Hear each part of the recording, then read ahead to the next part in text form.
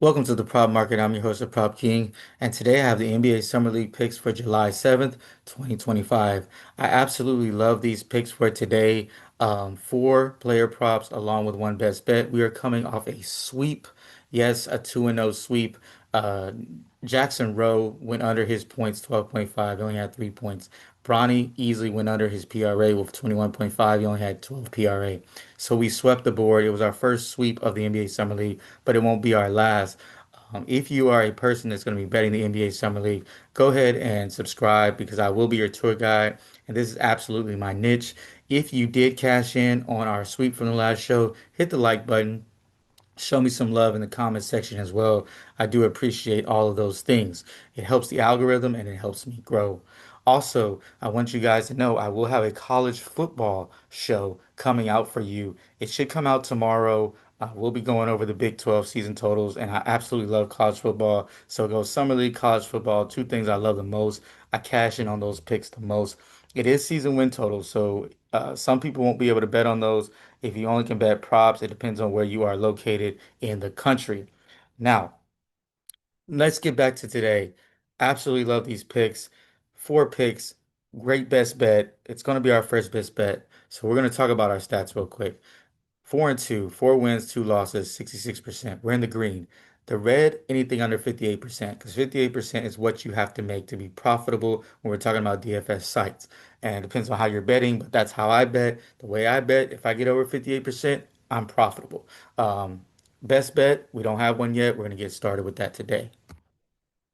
Ace Bailey of the Jazz, first guy we got on tap today. He struggled in his first game. I did not like his shot selection, let's be honest, but he did get a lot of shots. He shot 13 shots, he only made 3 of them, 23%. But that's not the main issue here.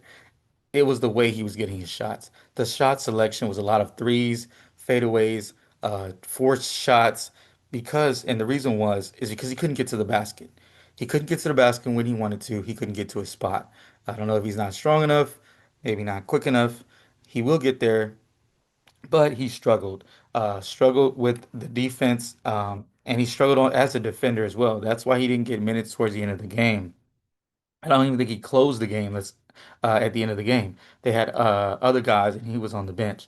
If Jalen Wells matches up with him from the Memphis Grizzlies, he's in huge trouble. The reason why Jalen Wells actually matched up with NBA best players, so they were putting him on whoever the best player was from the other team, Luka Doncic, uh, Tyrese Halliburton, whoever the other team's best player was, they would match him up against that guy, Shea Gilgeous-Alexander. That was his job to guard the other team's best player. So, if Ace Bailey has to see Jalen Wells, he's not going to score many points against him. He is an elite defender. Already said that he was 3 for 13. He also was 1 for 7, I believe, from 3-point line, so not very good. Did not like the shot selection, could not blow by his defender. And so the only good shots he got was when they set really good screens. I did see him rebound really well. Kind of, I could see that being his saving grace. I don't see him getting to the basket and definitely don't see him making plays for other people to get assists. So I like his under 22.5 PRA. I think his minutes also stay around like 25 minutes. Here's our next pick, Cam Spencer. I love Cam Spencer here for a lot of reasons, but number one, reason I like Cam Spencer's under is he is the probably fourth option on this team. You're dealing with Jalen Wells, you're dealing with G.G. Jackson, and you're dealing with the point guard Pullen, who had the ball in his hands a lot. He was basically facilitating and creating offense. So, he's the fourth option. He was under this number. He was at under this number last time. He had 21 PRA, I believe, and he hit a three with less than 30 seconds left. It was like a heave, and it went in. Only shot 8 shots, so the ball wasn't a lot of usage for him. Also, Collier and Williams will be guarding him.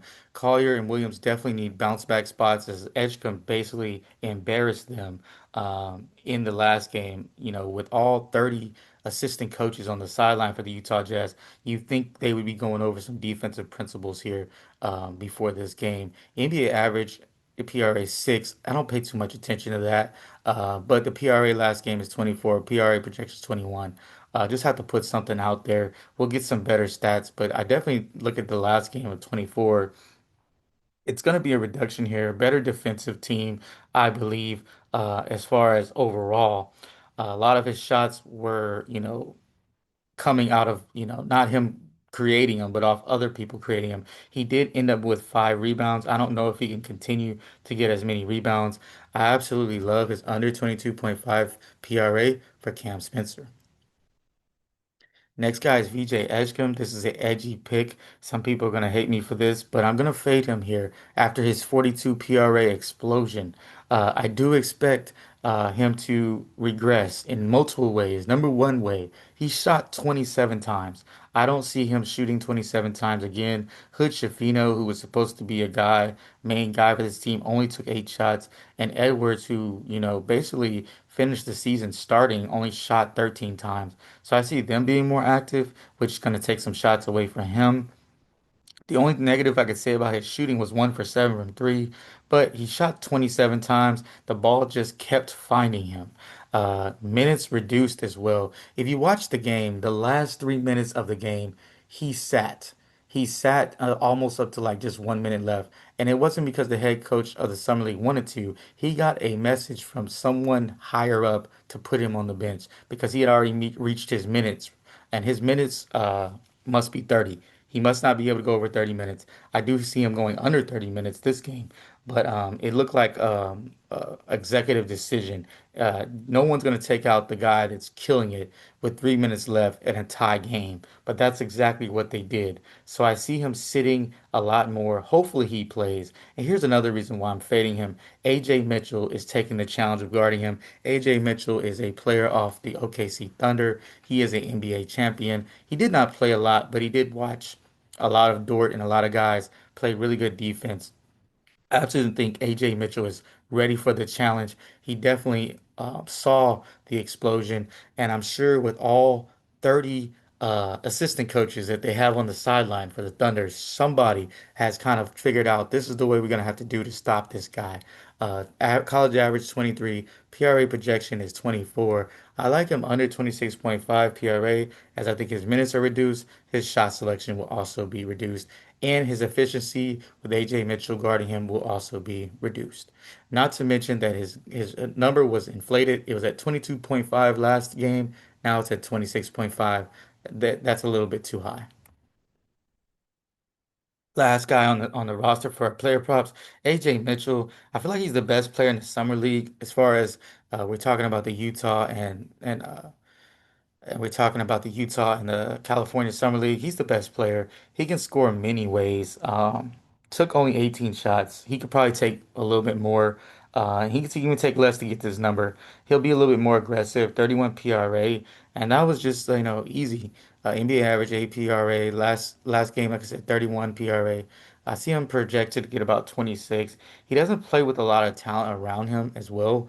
He's a guy that can do everything: rebound, pass, and he could score. So, we talk about PRA, he's the type of guy we're looking for. I like his over 24.5 PRA. I absolutely love this number for AJ Mitchell. 76ers versus the Thunder. I'm going to go ahead and give you our best bet. I absolutely love this pick here. Last game, 89 points for 76ers versus a Utah Jazz that played no defense and played very, very fast. This game will be played a lot slower. OKC had 80 points. They struggle to score when you talk about outside of AJ Mitchell. I do say OKC playing better defense versus the 76ers, and the 76ers still playing decent defense, but the OKC team will struggle to score. 169 total. If you add their two scores from last game with slower pace, I think it's going to be easy under 172 for our best bet. Quick recap. We got Bailey under 22.5 PRA, Spencer under 22.5 PRA, Edgecombe under 26.5 PRA, and then Mitchell over 24.5 PRA. If you enjoyed this video, you know what to do. Hit the like button, man. If you cashed from our last sweep, hit that like button as well. And leave a comment, show your appreciation. I do appreciate all of you guys. Every time you leave a comment, I try to get back with you. That's one of the things I'm trying to do, and I'll always continue to do that. Even as we're growing, and we're growing so fast. Got about 12 new subscribers from our last show, so we're killing it. I want to keep killing it. If you haven't subscribed, hit that button right now. Get part of the prop market. We're going to be killing it. Another sweep is on the way. With all that being said, let's keep what you like, leave what you don't, and let's cash.